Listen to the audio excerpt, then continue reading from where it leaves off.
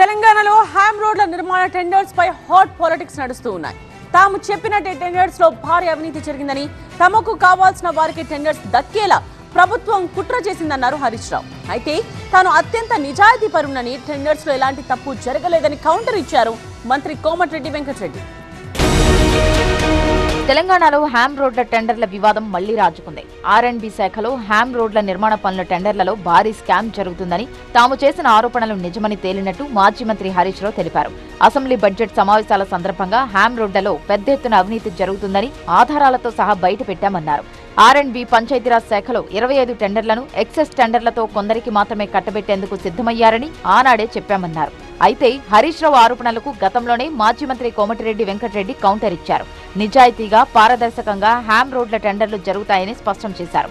దేశంలోనే lowest bed తో తెలంగాణలో హ్యామ్ రోడ్లు వేస్తామన్నారు. బిడ్లు దాఖలు కాకముందే బీఆర్ఎస్ ఆరోపణలు అర్ధరహితమని వివరణ ఇచ్చారు మంత్రి కోమటిరెడ్డి.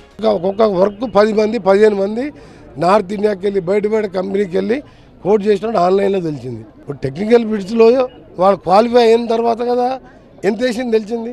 హ్యామ్ పద్ధతి 2006లో కేంద్ర ప్రభుత్వం పెట్టింది. హ్యామ్ మోడల్లోనే కండిషన్స్ ఉంటాయి. అది RBI ఇన్వాల్వ్ అవుతుంది. దానికి ఒక టెక్నికల్ కమిటీ ఉంటుంది. థర్డ్ పార్టీకి కన్సల్టెంట్కి టెండర్ పిలుస్తాం. ఆ థర్డ్ పార్టీ కన్సల్టెంట్ మా ఇంజనీర్స్ కూర్చొని ఈ ఇళ్ళ వచ్చిన లోయెస్ట్ బిడ్కు ప్లస్ రేట్స్ అన్నారు. మా కాంట్రాక్ట్ ఎంత కోట్ చేసింది, ప్రైస్ బిడ్ ఓపెన్ చేస్తే తెలుస్తుంది. ఈయనే ఊహించుకుండు. అందుకనే మీరు లేనిపోని ఆరోపణ కాదు. ప్రైస్ బిడ్ ఓపెన్ చేసిన తర్వాత దేశంలోకి వెళ్ళా అందరికంటే తక్కువ రేట్లు మన దగ్గరనే ఉంటాయి. మీరు చూడండి, అదే కోమటిరెడ్డి వెంకటరెడ్డి స్టైల్. మరోవైపు రాష్ట్ర వ్యాప్తంగా హ్యామ్ రోడ్ల టెండర్లలో 25% ఎక్సెస్ తో టెండర్ వేశారని, తాము చేసిన ఆరోపణలు నిజమయ్యాయని హరీష్ రావు అన్నారు. 11,000 కోట్ల రూపాయలకు టెండర్లు పిలిస్తే 15,000 కోట్ల రూపాయలకు అధికంగా వెళ్లాయని, పంచాయతీరాజ్ శాఖలో 6,000 కోట్ల రూపాయలతో పిలిస్తే 7 నుంచి 8,000 కోట్ల రూపాయలకు టెండర్లు వెళ్తున్నాయని ఆరోపించారు. ప్రభుత్వ ఖజానాకు అదనంగా 5,000 కోట్ల రూపాయలు గండిపడుతుందని తెలిపారు. మరో 15 ఏళ్ల పాటు రాష్ట్ర ఖజానాకు భారం పడనుందని, 25% అధికంగా టెండర్లు ఇవ్వబోతున్నారని హరీష్ రావు ఆరోపించారు. వైఎస్ హయాంలో మొబిలైజేషన్ విధానాన్ని అప్పట్లో రేవంత్ రెడ్డి వ్యతిరేకించారని, ఇప్పుడు అదే విధానం అమలు చేస్తున్నారని హరీష్ రావు విమర్శించారు. ఈ టెండర్లలో 10% మొబిలైజేషన్ అడ్వాన్సులు ఇచ్చేందుకు ప్రభుత్వం సిద్ధమైందని ఆరోపించారు. 2014లో బీఆర్ఎస్ అధికారంలోకి రాగానే మొబిలైజేషన్ అడ్వాన్సుల విధానాన్ని రద్దు చేశామని, తమ హయాంలో 5% కంటే ఎక్కువగా టెండర్ ఉంటే వెంటనే రీకాల్ చేసేవాళ్లమని గుర్తు చేశారు. ఇప్పుడు కాంగ్రెస్ ప్రభుత్వం 25% టెండర్ ఎక్సెస్ వేస్తున్నా పట్టించుకోవడం లేదన్నారు. టెండర్లలో ఎక్సెస్ సీలింగ్ తీసేసి కాంట్రాక్టర్లు రింగ్ అయ్యేందుకు సహకరిస్తున్నారన్నారు.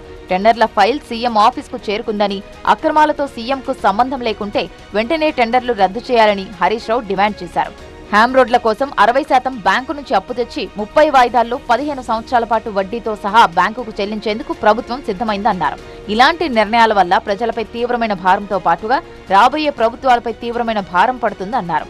హ్యామ్ రోడ్ల టెండర్లపై హరీష్ రావు ఆరోపణలకు ప్రభుత్వం ఏం సమాధానమిస్తుందో చూడాలి.